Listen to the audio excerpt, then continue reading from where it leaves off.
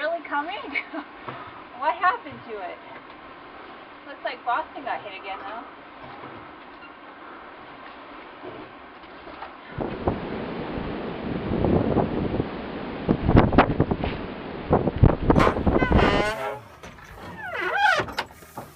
They went out to sea or something. We didn't get it. Down south they might have got it, but we didn't get it. The other one was a pretty good storm, the one before this. Yeah, it shouldn't be up too bad. I fixed that window today. Right here, she broke that loose and up there, and I got to come back and fix that up. Today wasn't too bad. We've had them.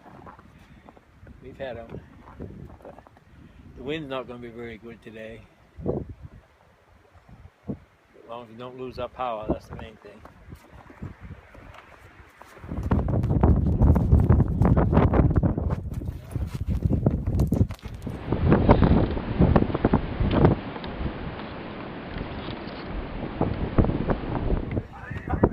White out here on the river. It was this morning. Blizzard without snow.